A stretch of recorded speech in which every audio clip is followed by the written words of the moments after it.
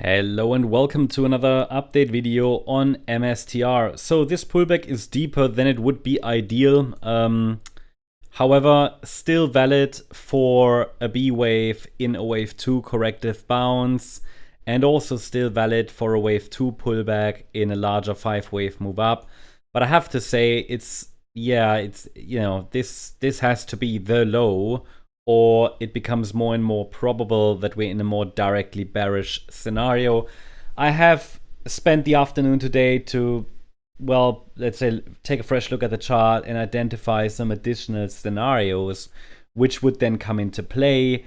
I don't want to make this video here too complex, so I'm not going to go into detail, but if we break down from here, it is not necessarily a bear market yet, even though it might feel like that. I mean, chart has crashed, right? But still, it could still be a wave 4 correction that's playing out, okay? We could simply reset this wave 4. That would still be possible. And I would share the detail with you if this really becomes evident that we are coming down further, okay? This is a likely scenario. I mentioned it before. It was just not very clear, is this maybe a triangle or... but one scenario I am tracking here would be a wave down. This is a B wave, and then we're coming down in a C wave, and we might just need a few more downside squiggles to complete this C wave of the wave 4. The next key support level would then be this previous swing low area from February this year, around $225, maybe even a little bit lower. But it is something I don't want to, let's say, bore you with now, because we're still dealing with the two scenarios that we talked about before, and until they really are invalidated, we don't really want to discuss everything else in detail, because it's just a waste of time and it makes it too complex. I think at the moment it's just important to understand that in this move to the downside that we are tracking from the high in July, we have 5 waves down and a possible corrective bounce, so a 1-2 setup, and this could be another 1-2 setup. And yeah, I mean, if the thing is, we haven't seen a bounce that's large enough for me to really call it a wave 2.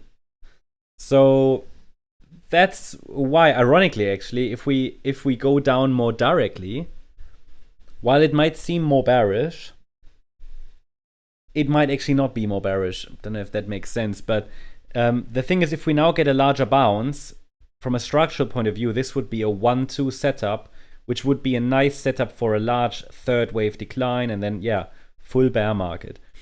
Not guaranteed, right? But again, we would ideally see that larger bounce as a setup for lower. If we come down more directly, it might be a more direct pathway lower, yes, but it would, without going into detail now, allow for this, a reset of wave 4, just based on microstructures, which if I have more time tomorrow, we might unpack that. But today, I think it's just important to understand there are still these two scenarios. I mean, from a directly bullish point of view, it's still possible. The B wave bottomed. We talked about that in previous videos. But to really confirm that, we need 5 waves up. If we get a bounce and it's only 3 waves up, and we break down from there, then it's more like orange. But if we hold a higher low, higher high, it's likely the white count, which means a meaningful low could have formed. This is basically everything in a nutshell. What must hold now is, well, ideally this last swing low, the intraday low, that formed around $273, $274. If we break below this low, I mean, this is the invalidation point, $269.40. Yeah? I mean, that's the formal invalidation point. Then I'm not necessarily going to watch anymore for this wave to bounce. I would then need to reinterpret the chart a little bit, introduce that scenario that we just kind of talked about briefly. But yeah, I think for now, obviously we had a volatile day. Earnings this week as well. I mean, it's not over yet. Thursday earnings, right? So tomorrow earnings coming up. So nothing is carved in stone yet. This chart is still very, very fragile, flexible. Nothing is decided, I think.